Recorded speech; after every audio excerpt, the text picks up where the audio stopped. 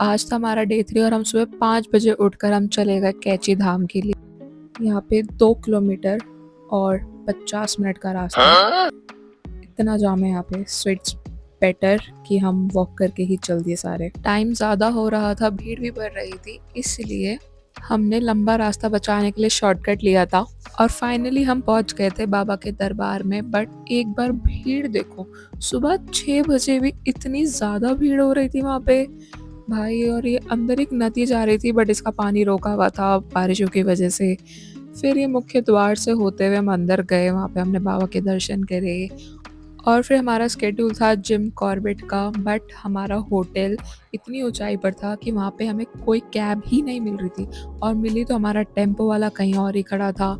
Network issues इतने ज़्यादा थे, कम्युनिकेशन नहीं हो पा रहा था। लिटरली हमारे 3-4 घंटे वेस्ट हो चुके हैं। अब बुकिंग भी कराई हुई थी, वो भी रिजॉर्ट बुक करा रखा था, उसकी बुकिंग भी वेस्ट हो रही है और हम यहाँ बैठकर पार्किंग में वेट कर रहे हैं कि कब कोई आए, हमारा टेम्पो ड्राइवर आए, हमें ले जाए भाई। बट मौसम, एक बार आप मौसम देखो। फाइनली हमारा टेम्पो ड्राइवर आ चुका था, हम जल्दी जल्दी सारे बैठे और चल दिए जिम कॉर्बेट के लिए। तो रास्ते में देखो कितना सुंदर फॉगी फॉगी हो रहा था। फिर ये हमारा रिजॉर्ट था विंसम। इसमें देखो ये एंट्रेंस ही भाई, कितना सुंदर रिजॉर्ट बना रखा था इन्होंने। फिर ये आगे चिलिंग एरिया था, वहाँ पे स्विमिंग पूल भी था और बच्चों के लिए ग्राउंड भी था जिसमें स्विंग्स वगैरह थे। एक मेन ग्राउंड था जिसमें आप गेम्स खेल सकते हो। तो इसलिए हम तो चले गए फटाफट से चेंज करने के लिए। अंदर ये देखो डेकोरेशन देखो भाई, सारे एनिमल्स के कैसे फेसेस बना के लगाए हुए थे। मेरा भाई तो जाते ही कि बस मुझे तो पूल खेलने दो, और फिर सबने खेल के जल्दी जल्दी से चेंज किया और चले गए स्विमिंग पूल में एंजॉय करने के लिए। फिर रात को डिनर करने के लिए हमारे लिए लाइव म्यूज़िक का पूरा सेटअप किया हुआ था। वहाँ पे हम गेम्स खेल सकते हो, डांस कर सकते हो, एंजॉय करने के लिए बहुत ही अच्छी प्लेस थी। तो ये था हमारा day 3 at Nainital slash Jim Corbett. Keep watching for the day 4 जो कि है हमारा लास्ट डे। हमारे यहाँ पे लास्ट डे है, हमारी जंगल सफारी बुक है, उसके बाद हमें दिल्ली के लिए भी निकलना है।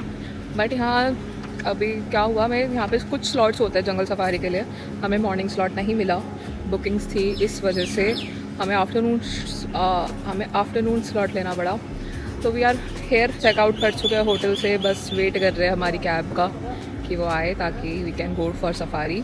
और यहाँ का मौसम भाई, हम ना 2 दिन हम नैनीताल में थे, वहाँ पे मौसम बहुत अच्छा था, कभी हल्की सी बारिश आई ठीक हो गया, बहुत अच्छी हवा चल रही थी, बहुत सही में बहुत अच्छा लग रहा था। बट यहाँ जिम कॉर्बेट में जो हमारा रिजॉर्ट है ना, यहाँ पे बहुत गर्मी है, ह्यूमिडिटी भी बहुत ज़्यादा है। टेम्परेचर इतना ज़्यादा नहीं है बट ह्यूमिडिटी की वजह से आप थोड़ी देर भी बाहर नहीं खड़े हो सकते, इट्स वेरी स्वेटी। बट हाँ फिर भी दिल्ली से तो बहुत अच्छा बेटर वेदर है। तो अगर अब भीड़, अंधी भीड़ है भाई, अंधी भीड़, इतना ऐसा लग रहा है सारे लोग उठ के नैनीताल ही आ गए हैं क्या, इतने 3-3 4-4 घंटे का जाम लगा पड़ा है, काफ़ी भीड़ है। बट ये हमारे रिजॉर्ट की बेस्ट चीज़ थी, इतनी सारी बटरफ्लाइज थी वहाँ पर। फिर सफारी के लिए हम निकल चुके थे, बारिश का मौसम हो रहा था और ये थे हमारे इंस्ट्रक्टर जिन्होंने सारे रूल्स रेगुलेशंस, एनिमल्स भी दिखाए। बट उसके बाद इतनी ज़्यादा बारिश आ गई थी, हमें भूख लगी थी, तो पकौड़े, चाय, मैगी ये सब खाकर हम निकल लिए थे वापस अपने होटल की तरफ, क्योंकि आज ही हमें दिल्ली के लिए भी वापस निकलना था। बट ऐसे मौसम को छोड़ के जाने का बिल्कुल भी मन नहीं कर रहा था, बट जाना तो था ही। So finally we are coming back to Delhi and guys, what a trip, genuinely what a trip भाई। इसके बाद हम सब ने अंताक्षरी खेली, थोड़ी देर टाइम पास किया और लास्ट में राजा जी की हवेली में रुक कर डिनर किया। So here our trip ends. Do let me know if you like it or not and subscribe for more upcoming vlogs.